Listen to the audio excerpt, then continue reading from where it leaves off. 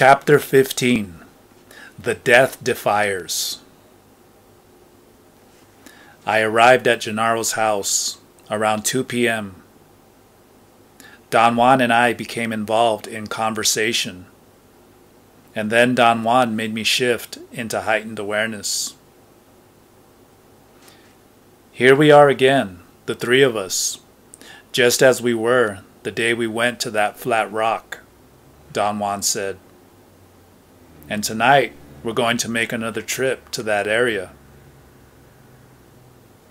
You have enough knowledge now to draw very serious conclusions about that place and its effects on awareness.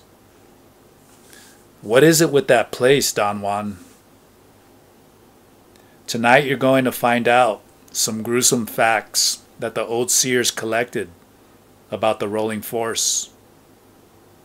And you're going to see what I meant when I told you that the old seers chose to live at any cost.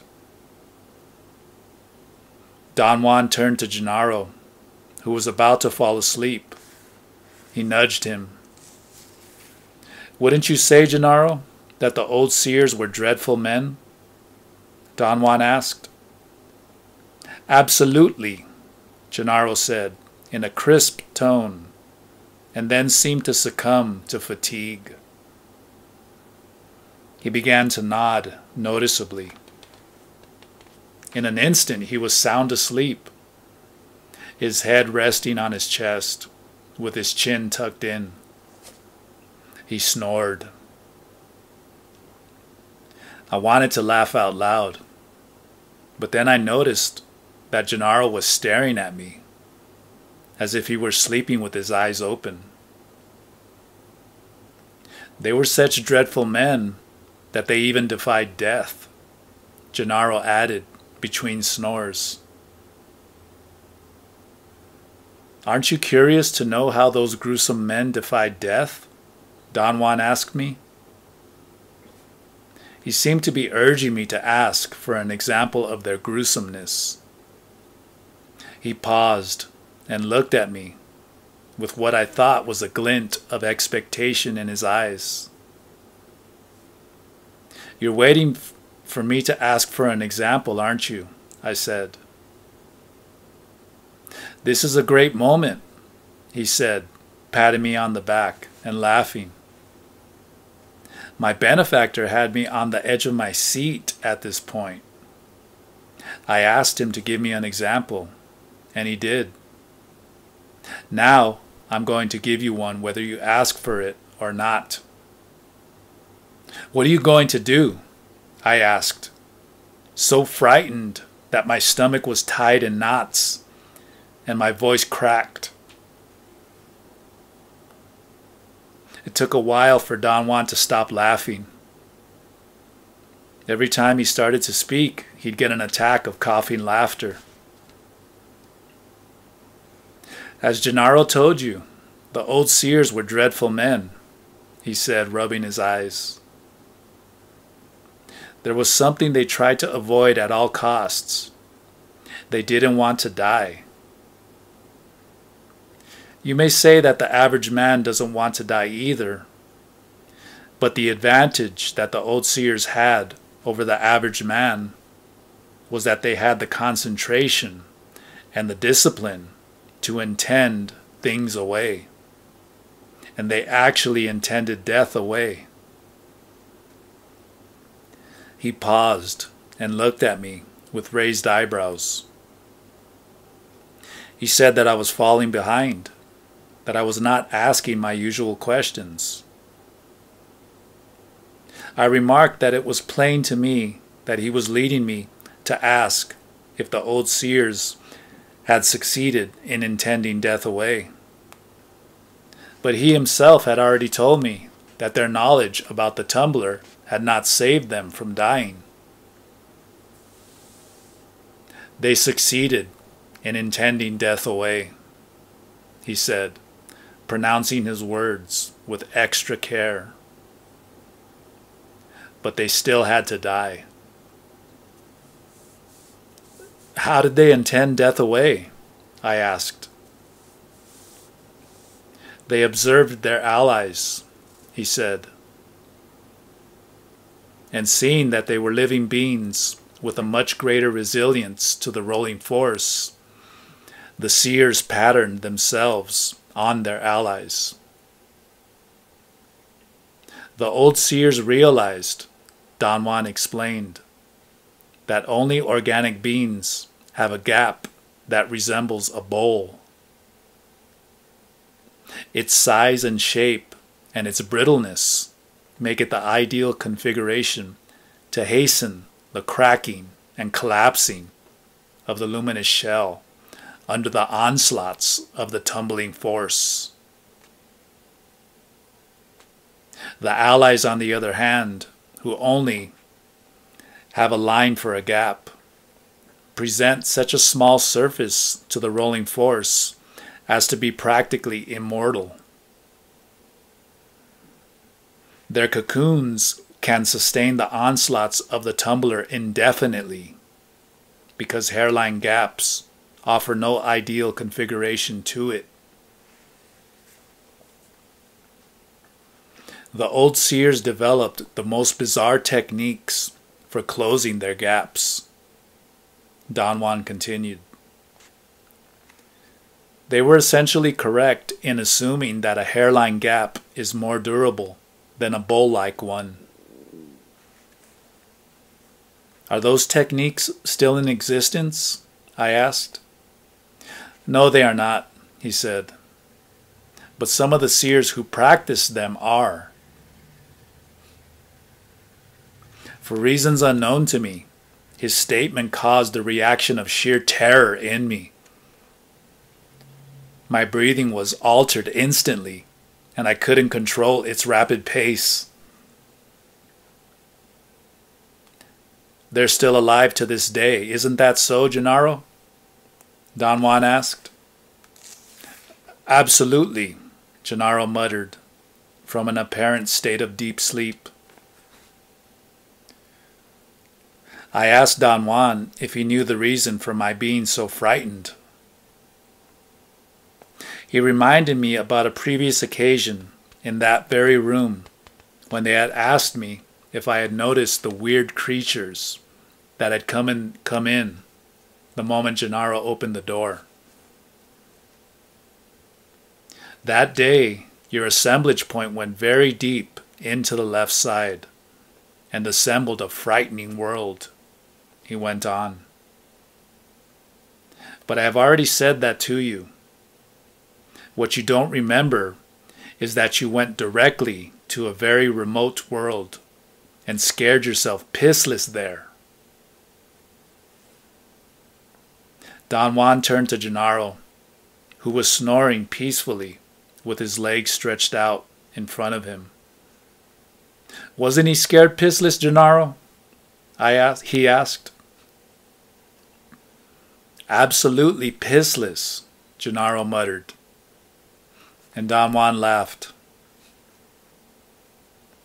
I want you to know that we don't blame you for being scared, Don Juan continued. We ourselves are revolted by some of the actions of the old seers. I'm sure that you have realized by now that what you can't remember about that night is that you saw the old seers who are still alive. I wanted to protest that I realized nothing, but I could not voice my words. I had to clear my throat over and over before I could articulate a word. Gennaro had stood up and was gently patting my upper back, by my neck, as if I were choking. You have a frog in your throat, he said. I thanked him in a high, squeaky voice. No, I think you have a chicken there, he added, and sat down to sleep. Don Juan said that the new seers had rebelled against all the bizarre practices of the old seers and declared them not only useless but injurious to our total being. They even went so far as to ban those techniques from whatever was taught to new warriors. And for generations there was no mention of those practices at all. It was in the early part of the 18th century that the Nahual Sebastian, a member of Don Juan's direct line of Nahuals, rediscovered the existence of those techniques. How did he rediscover them? I asked. He was a superb stalker, and because of his impeccability, he got a chance to learn marvels, Don Juan replied. He said that one day as the Nahual Sebastian was about to start his daily routines, he was the sexton at the cathedral in the city where he lived. He found a middle-aged Indian man who seemed to be in a quandary at the door of the church. The Nahual Sebastian went to the man's side and asked him if he needed help. "I need a bit of energy to close my gap," the man said to him in a loud, clear voice. "Would you give me some of your energy?" Don Juan said that according to the story, the Nahual Sebastian was dumbfounded. He did not know what the man was talking about. He offered to take the Indian to see the parish priest. The man lost his patience and angrily accused the Nahual Sebastian of stalling. "I need your energy because you're a Nahual," he said. "Let's go quietly."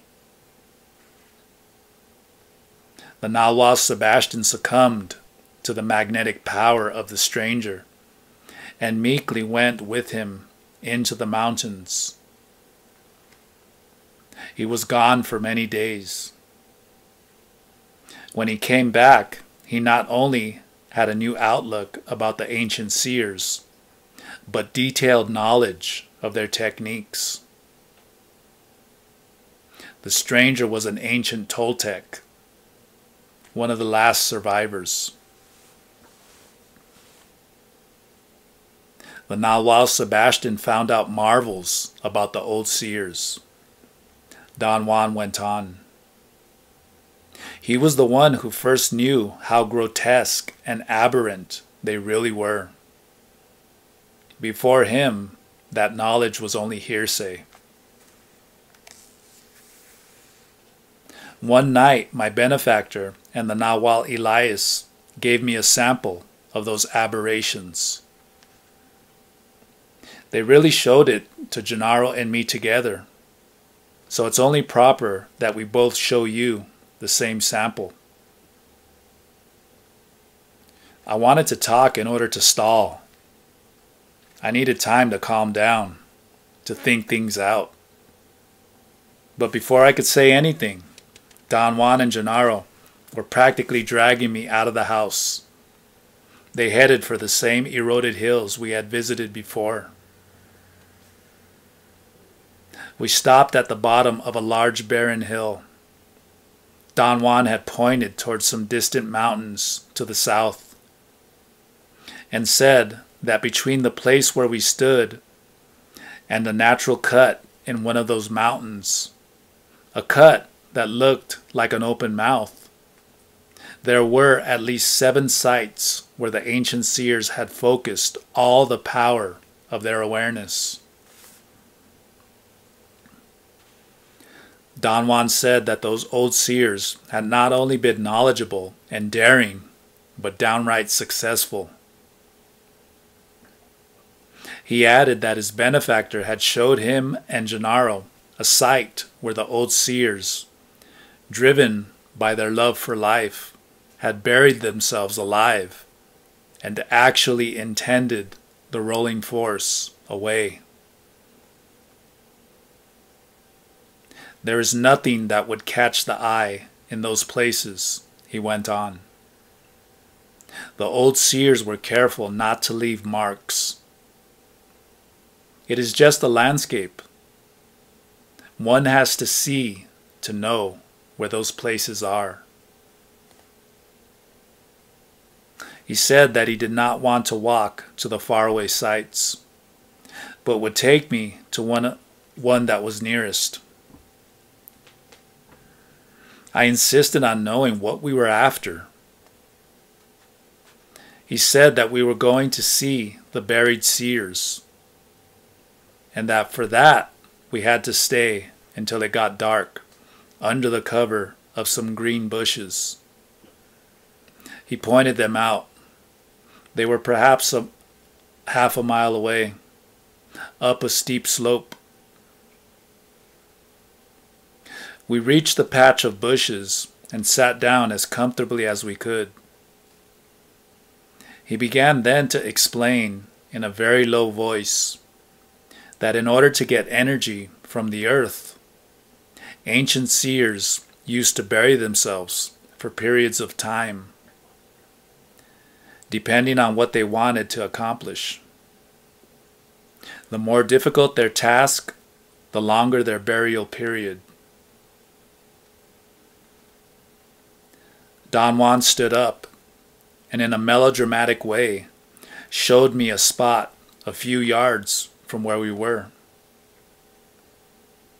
Two old seers are buried there, he said. They buried themselves about 2,000 years ago to escape death. Not in the spirit of running away from it, but in the spirit of defying it. Don Juan asked Gennaro to show me the exact spot where the old seers were buried. I turned to look at Gennaro, and I realized that he was sitting by my side, sound asleep again. But to my utter amazement, he jumped up and barked like a dog and ran on all fours to the spot Don Juan was pointing out. There he ran around the place in a perfect mime of a small dog. I found his performance hilarious. Don Juan was nearly on the ground laughing. Gennaro has shown you something extraordinary, Don Juan said, after Gennaro had returned to where we were and had gone back to sleep. He has shown you something about the assemblage point and dreaming.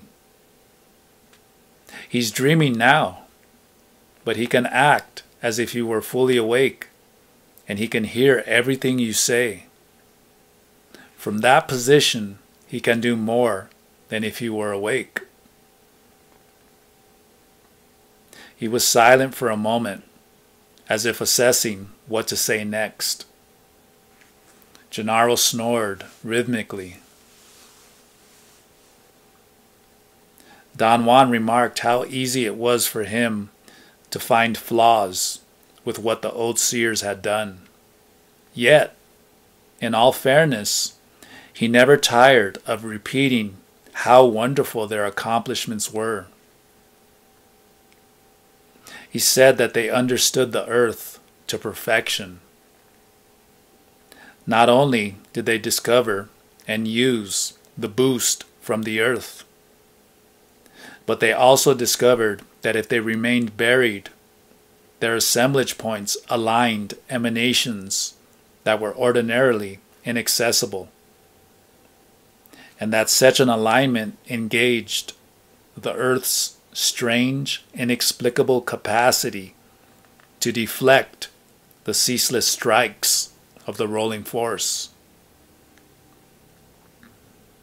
Consequently, they developed the most astounding and complex techniques for burying themselves for extremely long periods of time without any detriment to themselves. In their fight against death, they learned how to elongate those periods to cover millennia.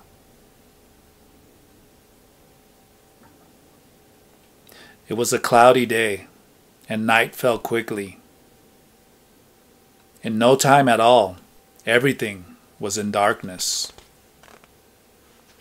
Don Juan stood up and guided me and the sleepwalker Gennaro to an enormous flat oval rock that had caught my eye the moment we got to that place.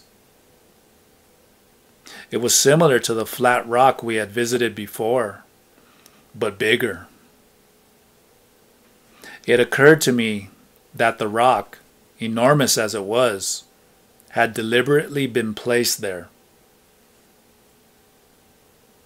"This is another site," Don Juan said. "This huge rock was placed here as a trap to attract people. Soon you'll know why." I felt a shiver run through my body. I thought I was going to faint. I knew that I was definitely overreacting and wanted to say something about it. But Don Juan kept on talking in a hoarse whisper. He said that Gennaro, since he was dreaming, had enough control over his assemblage point to move it until he could reach the specific emanations that would wake up whatever was around that rock. He recommended that I try to move my assemblage point and follow Gennaro's. He said that I could do it, first by setting up my unbending intent to move it, and second by letting the context of the situation dictate where it should move.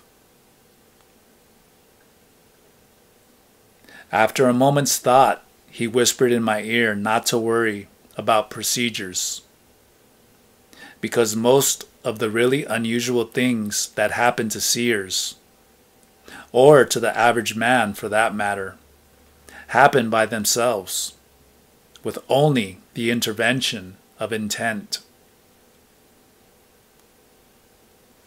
He was silent for a moment, and then added that the danger for me was going to be the buried seer's inevitable attempt to scare me to death. He exhorted me to keep myself calm and not to succumb to fear, but follow Gennaro's movements. I fought desperately not to be sick. Don Juan patted me on the back and said that I was an old pro at playing an innocent bystander. He assured me that I was not consciously refusing to let my assemblage point move, but that every human being does it automatically. "Something is going to scare the living daylights out of you," he whispered.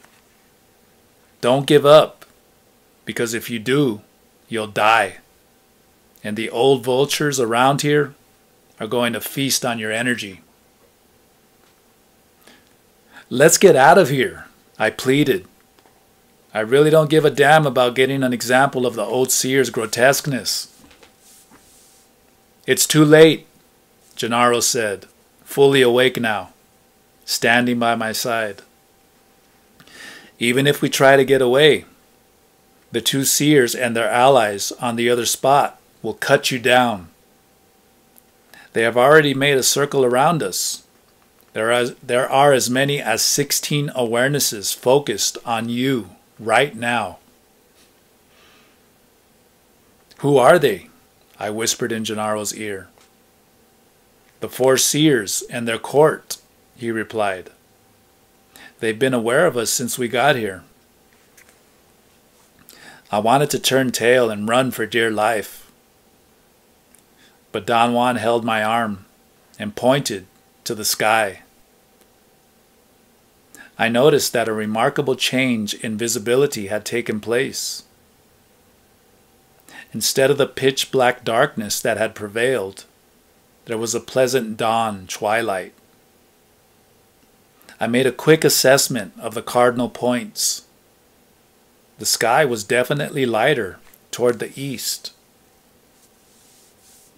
I felt a strange pressure around my head, My ears were buzzing.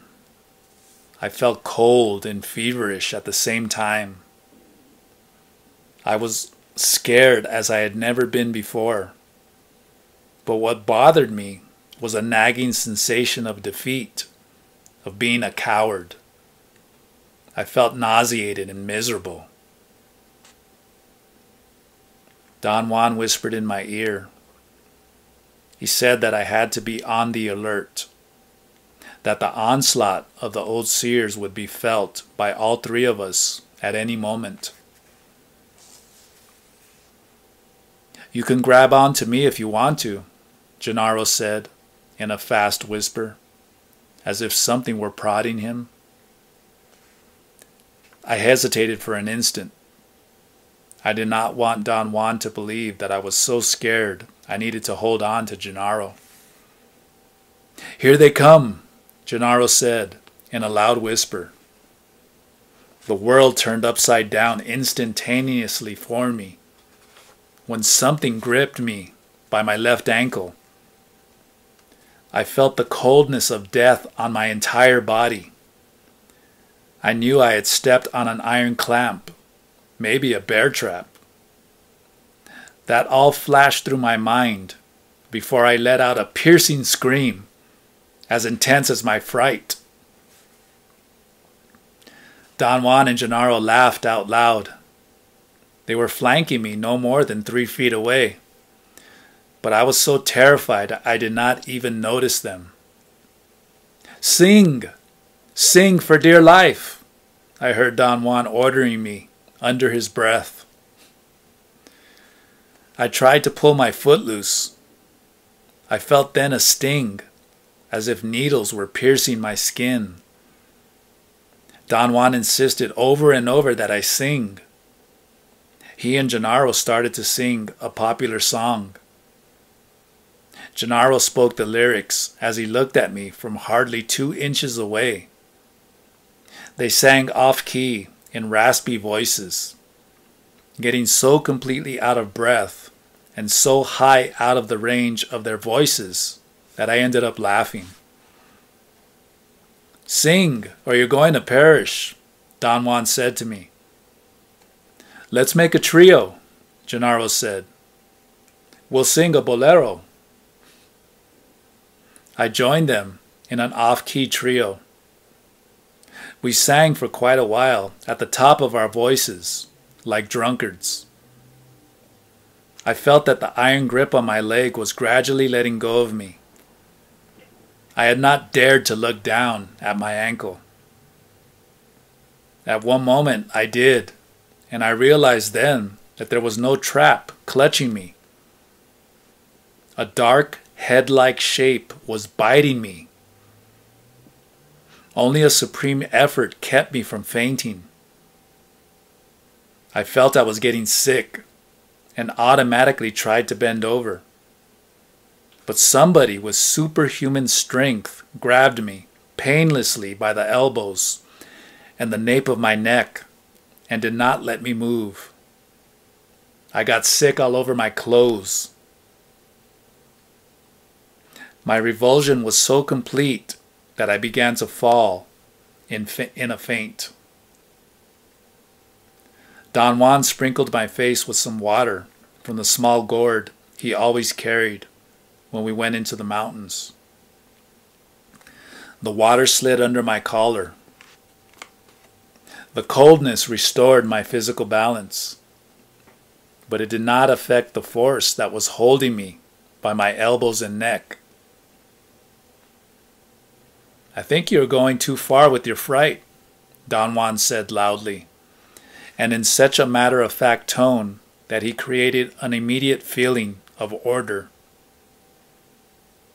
"Let's sing again," he added. "Let's sing a song with substance. I don't want any more boleros." I silently thanked him for his sobriety and for his grand style. I was so moved as I heard them singing La Valentina that I began to weep. Because of my passion, they say that ill fortune is on my way. It doesn't matter. That it might be the devil himself. I do know how to die. Valentina, Valentina, I throw myself in your way. If I am going to die tomorrow, why not, once and for all, today? All of my being staggered under the impact of that inconceivable juxtaposition of values. Never had a song meant so much to me. As I heard them sing those lyrics, which I ordinarily considered reeking with cheap sentimentalism, I thought I understood the ethos of the warrior. Don Juan had drilled into me that warriors live with death at their side. And from the knowledge that death is with them, they draw the courage to face anything. Don Juan had said that the worst that could happen to us is that we have to die. And since that is already our unalterable fate, we are free. Those who have lost everything no longer have anything to fear. I walked to Don Juan and Gennaro and embraced them to express my boundless gratitude and admiration for them. Then I realized that nothing was holding me any longer. Without a word, Don Juan took my arm and guided me to sit on the flat rock. The show is just about to begin now, Gennaro said in a jovial tone as he tried to find a comfortable position to sit. You've just paid your admission ticket. It's all over your chest. He looked at me, and both of them began to laugh. Don't sit too close to me, Gennaro said. I don't appreciate pukers, but don't go too far either. The old seers are not yet through with their tricks. I moved as close to them as politeness permitted. I was concerned about my state for an instant, and then all my qualms became nonsense. For I noticed that some people were coming towards us. I could not make out their shapes clearly, but I distinguished a mass of human figures moving in the semi-darkness. They did not carry lanterns or flashlights with them, which at that hour they would still have needed. Somehow that detail worried me. I did not want to focus on it, and I deliberately began to think rationally. I figured that we must have attracted attention with our loud singing, and they were coming to investigate. Don Juan tapped me on the shoulder. He pointed with the movement of his chin to the men in front of the group of others. Those 4 are the old seers, he said. The rest are their allies. Before I could remark that they were just local peasants, I heard a swishing sound right behind me. I quickly turned around in a state of total alarm. My movement was so sudden that Don Juan's warning came too late. "Don't turn around," I heard him yell. His words were only background. They did not mean anything to me. On turning around, I saw that 3 grotesquely deformed men had climbed up on the rock right behind me. They were crawling toward me, with their mouths open in a nightmarish grimace and their arms outstretched to grab me. I intended to scream at the top of my lungs, but what came out was an agonizing croak, as if something were obstructing my windpipe. I automatically rolled out of their reach and onto the ground. As I stood up, Don Juan jumped to my side.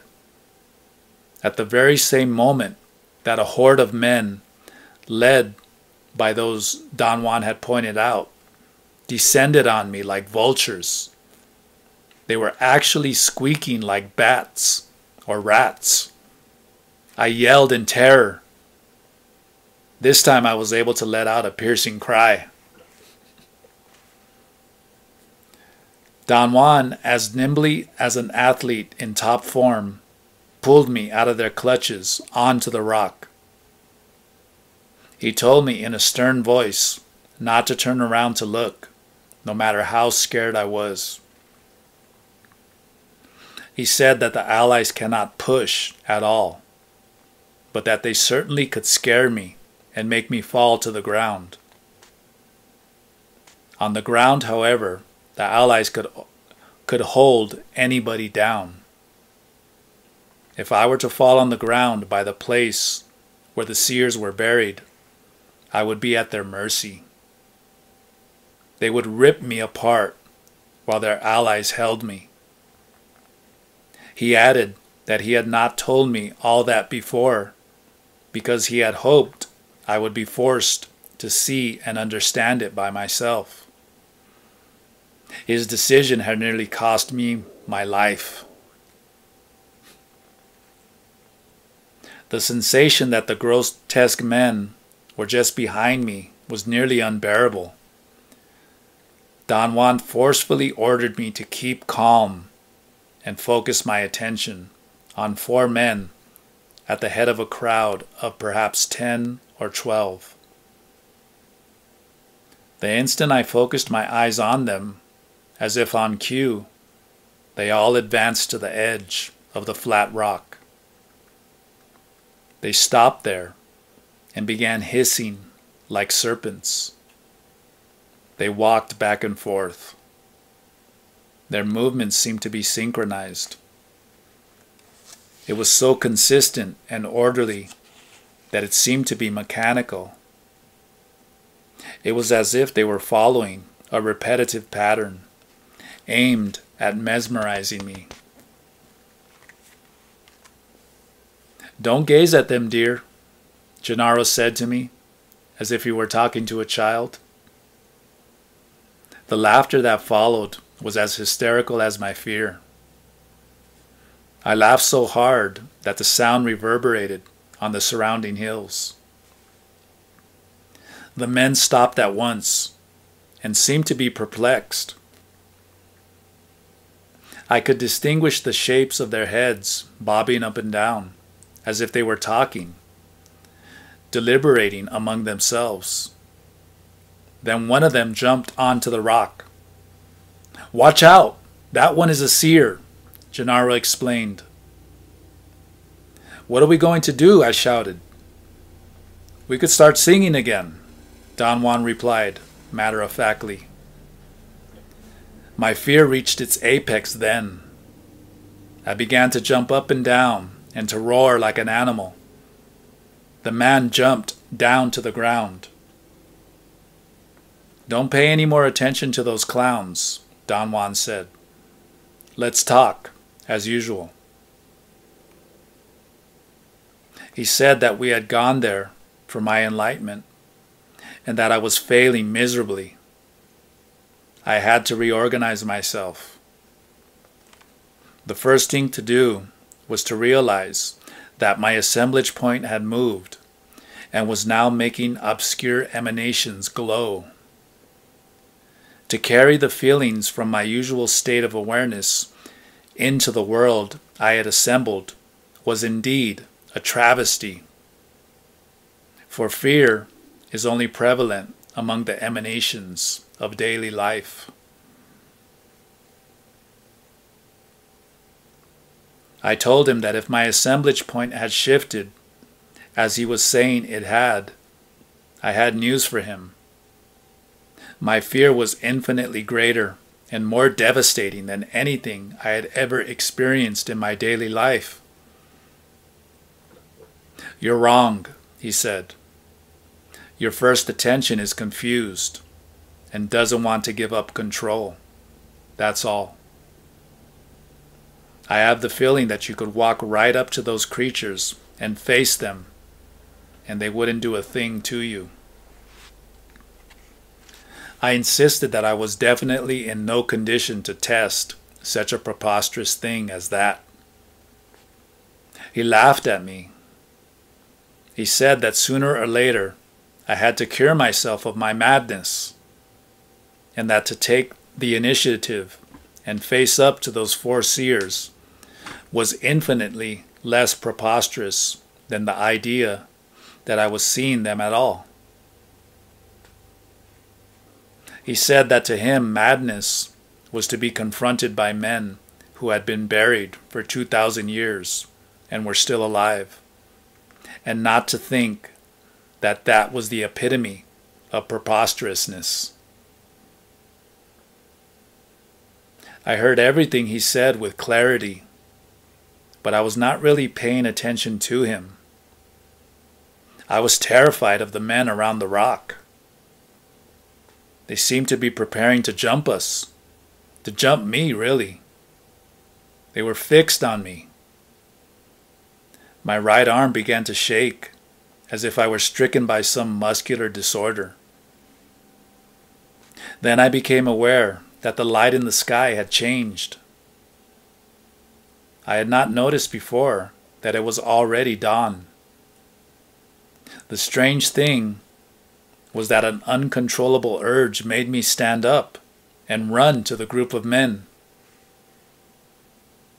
I had at that moment two completely different feelings about the same event. The minor one was of sheer terror. The other, the major one, was of total indifference. I could not have cared less. When I reached the group, I realized that Don Juan was right. They were not really men. Only 4 of them had any resemblance to men. But they were not men either. They were strange creatures with huge yellow eyes. The others were just shapes that were propelled by the 4 that resembled men. I felt extraordinarily sad for those creatures with yellow eyes. I tried to touch them, but I could not find them. Some sort of wind scooped them away. I looked for Don Juan and Gennaro. They were not there. It was pitch black again. I called out their names over and over again. I thrashed around in darkness for a few minutes. Don Juan came to my side and startled me. I did not see Gennaro. "Let's go home," he said. "We have a long walk."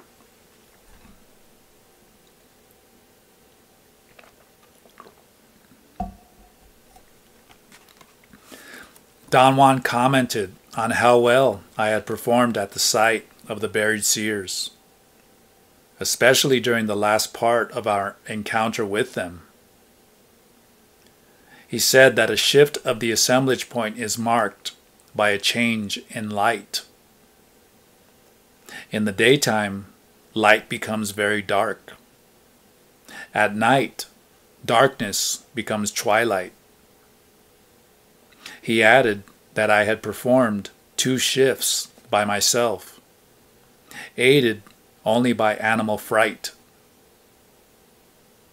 The only thing he found objectionable was my indulging in fear, especially after I had realized that warriors have nothing to fear.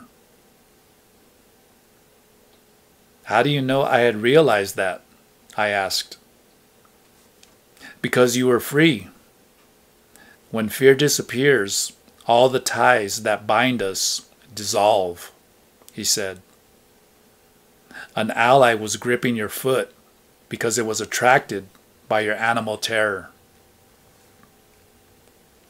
I told him how sorry I was for not being able to uphold my realizations. Don't concern yourself with that, he laughed. You know that such realizations are a dime a dozen. They don't amount to anything in the life of warriors, because they are canceled out as the assemblage point shifts. What Gennaro and I wanted to do was to make you shift very deeply. This time Gennaro was there simply to entice the old seers. He did it once already, and you went so far into the left side that it will take quite a while for you to remember it. Your fright tonight was just as intense as it was that first time when the seers and their allies followed you to this very room. But your sturdy first attention wouldn't let you be aware of them. Explain to me what happened at the sight of the seers, I asked. The allies came out to see you, he replied. Since they have very low energy, they always need the help of men. The 4 seers have collected 12 allies. The countryside in Mexico and also certain cities are dangerous. What happened to you can happen to any man or woman.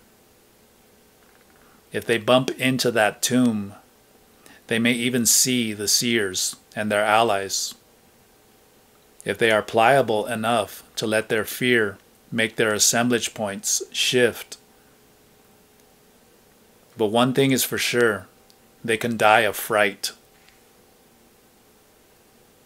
But do you honestly believe that those Toltec seers are still alive?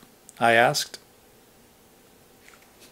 He laughed and shook his head in disbelief. It's time for you to shift that assemblage point of yours just a bit, he said. I can't talk to you when you're in your idiot's stage. He smacked me with the palm of his hand on 3 spots. Right on the crest of my right hip bone, on the center of my back, below my shoulder blades, and on the upper part of my right pectoral muscle. My ears immediately began to buzz. A trickle of blood ran out of my right nostril, and something inside me became unplugged. It was as if some flow of energy had been blocked and suddenly began to move again. What were those seers and their allies after? I asked. Nothing, he replied. We were the ones who were after them. The seers, of course, had already noticed your field of energy the first time you saw them. When you came back, they were set to feast on you. You claim that they are alive, Don Juan, I said. You must mean that they are alive as allies are alive. Is that so? That's exactly right, he said. They cannot possibly be alive as you and I are. That would be preposterous. He went on to explain that the ancient seers, concerned with death, made them look into the most bizarre possibilities. The ones who opted for the allies' pattern had in mind, doubtless, a desire for a haven. And they found it at a fixed position in one of the 7 bands of inorganic awareness. The seers felt that they were relatively safe there. After all, they were separated from the daily world by a nearly insurmountable barrier, the barrier of perception set by the assemblage point. When the 4 seers saw that you could shift your assemblage point, they took off like bats out of hell, he said, and laughed. Do you mean that I assembled one of the 7 worlds? I asked. No, you didn't, he replied. But you have done it before, when the seers and their allies chased you. That day, you went all the way to their world. The problem is that you love to act stupid, so you can't remember it at all. I'm sure that it's the Nawal's presence, he continued. That sometimes makes people act dumb. When the Nawal Julian was still around, I was dumber than I am now. I am convinced that when I'm no longer here, you'll be capable of remembering everything. Don Juan explained that since he needed to show me the Death Defiers, he and Gennaro had lured them to the outskirts of our world. What I had done at first was a deep lateral shift, which allowed me to see them as people. But at the end, I had correctly made the shift that allowed me to see the Death Defiers and their allies as they are.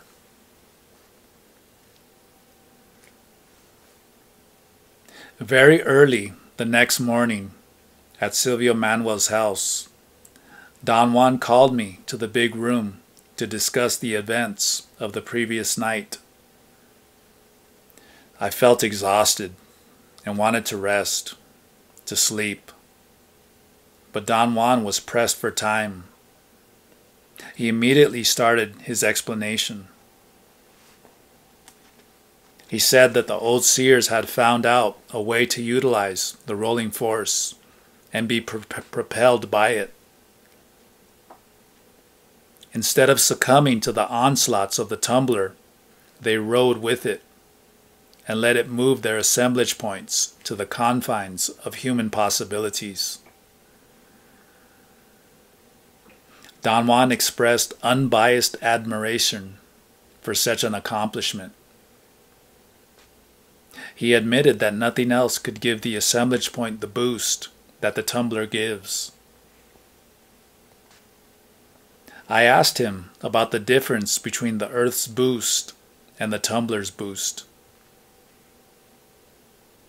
He explained that the Earth's boost is the force of alignment of only the amber emanations. It is a boost that heightens awareness to unthinkable degrees.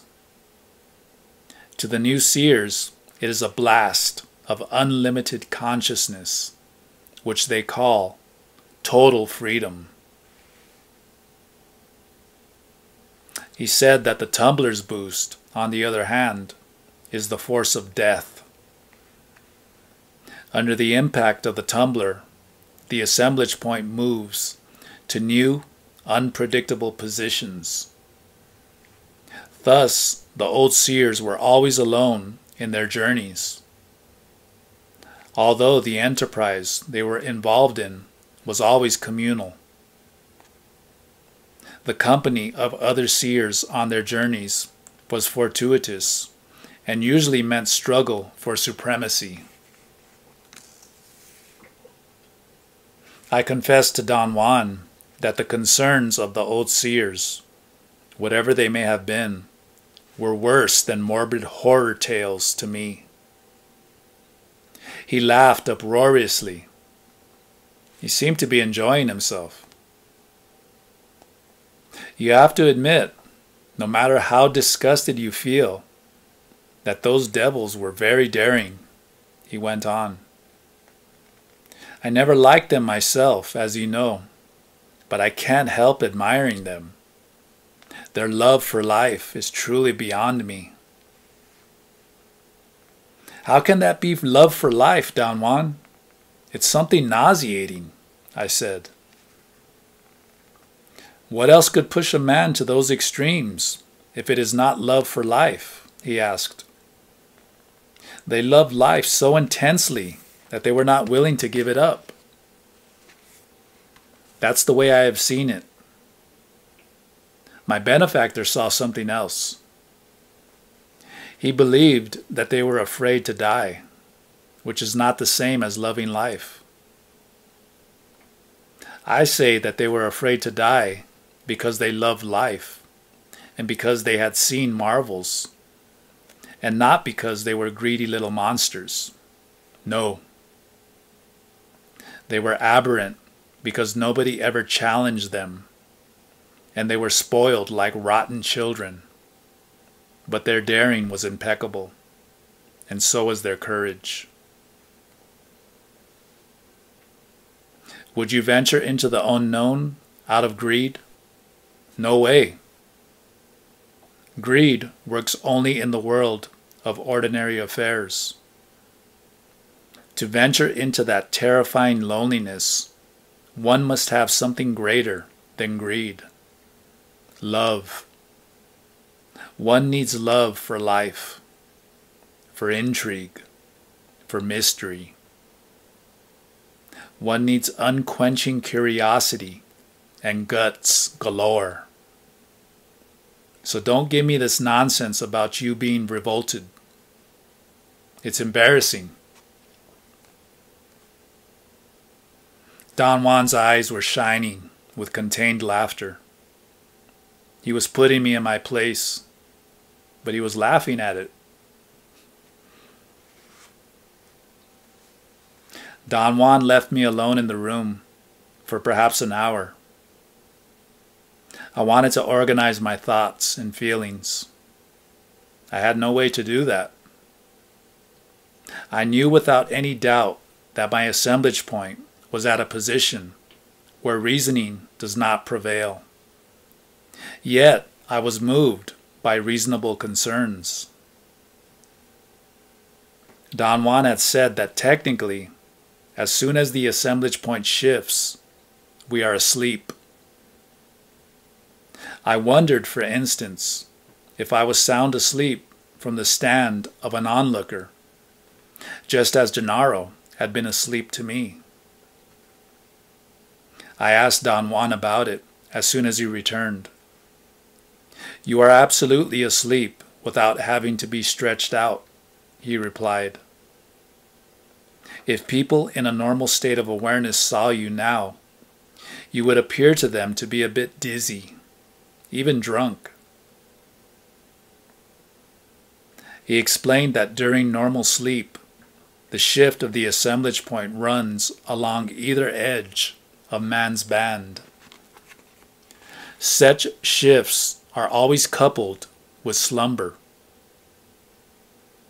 Shifts that are induced by practice occur along the midsection of man's band and are not coupled with slumber.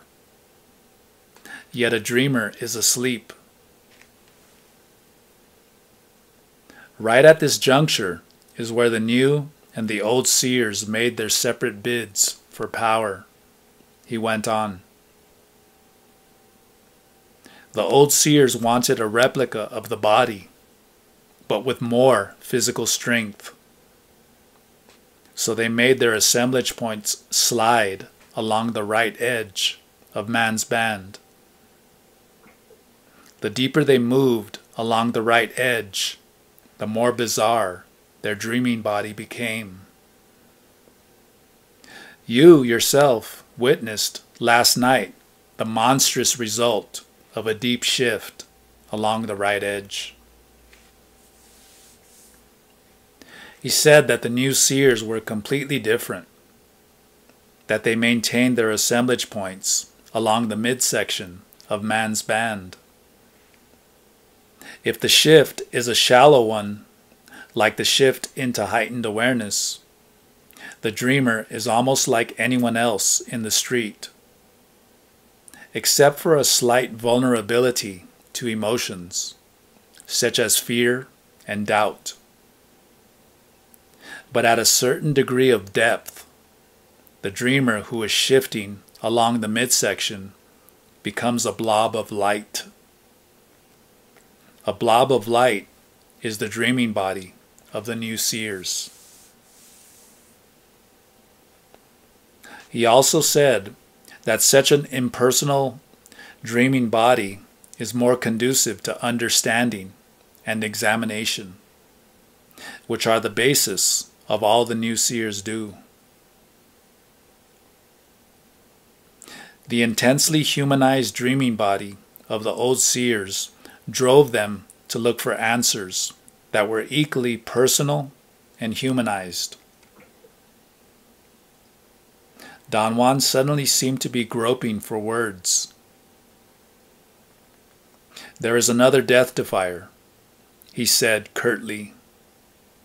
"So unlike the four you've seen that he's indistinguishable from the average man in the street. He's accomplished this unique feat by being able to open and close his gap whenever he wants." He played with his fingers almost nervously.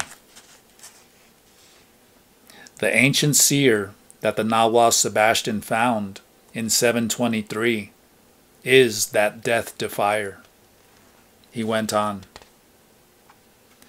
"We count that day as the beginning of our line, the second beginning.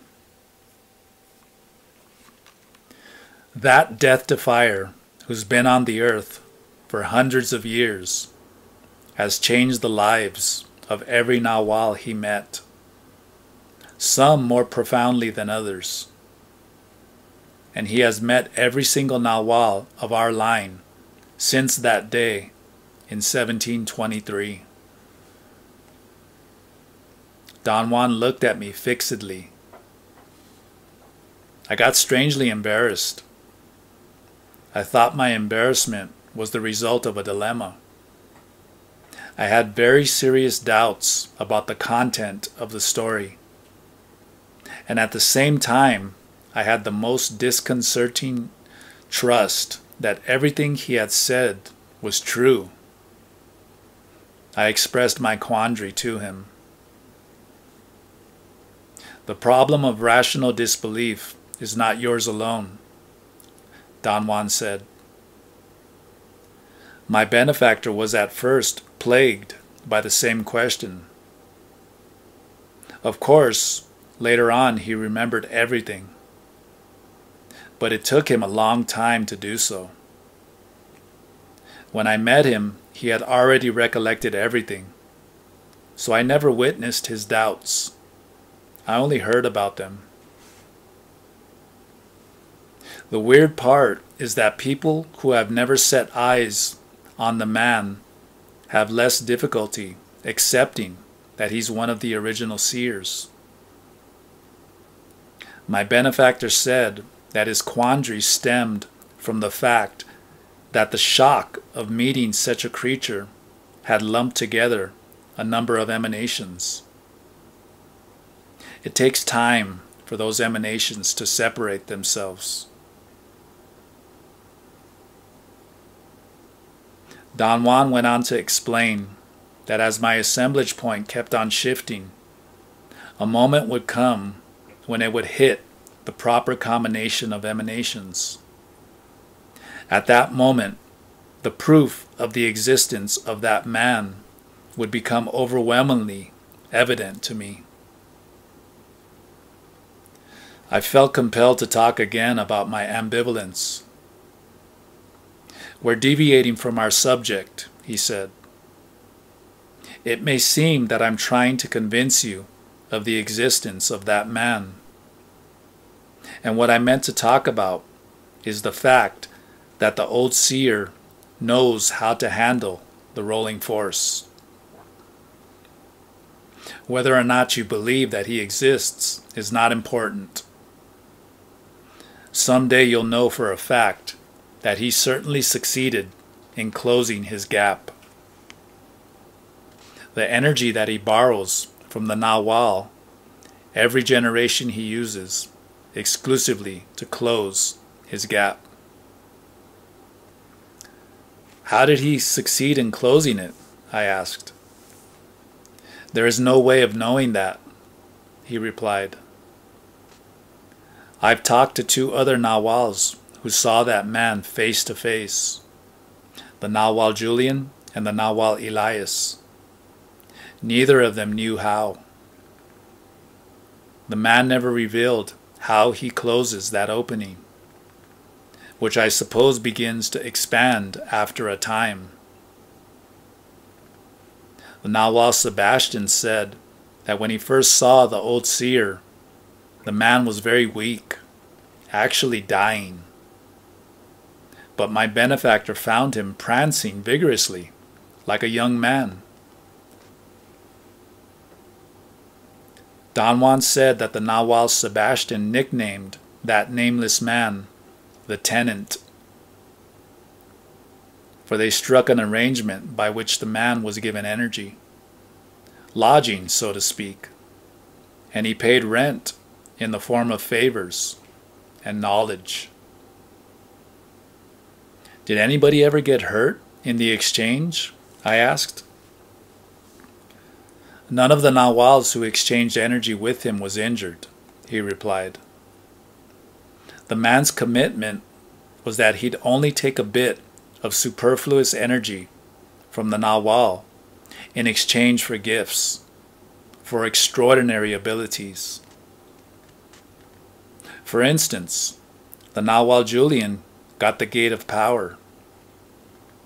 With it, he could activate or make dormant the emanations inside his cocoon in order to look young or old at will.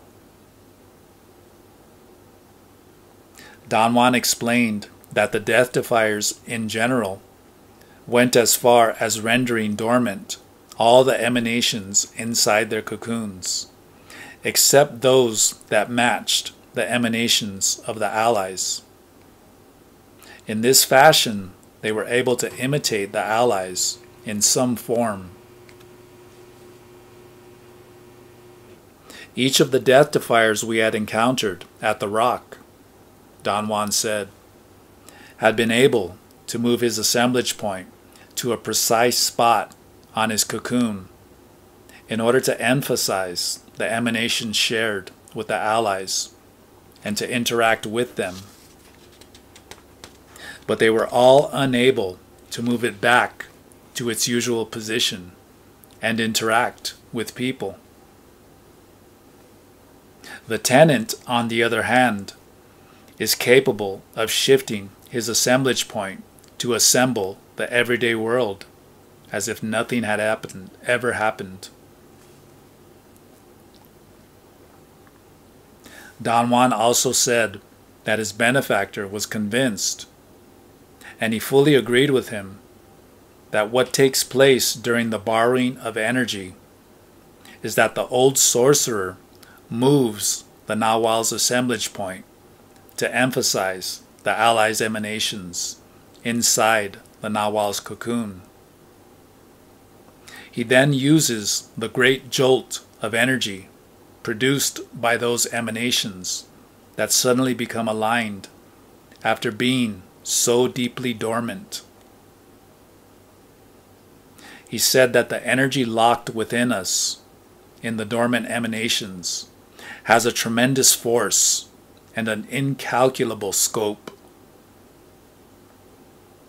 We can only vaguely assess the scope of that tremendous force if we consider that the energy involved in perceiving and acting in the world of everyday life is a product of the alignment of hardly 1/10 of the emanations encased in man's cocoon.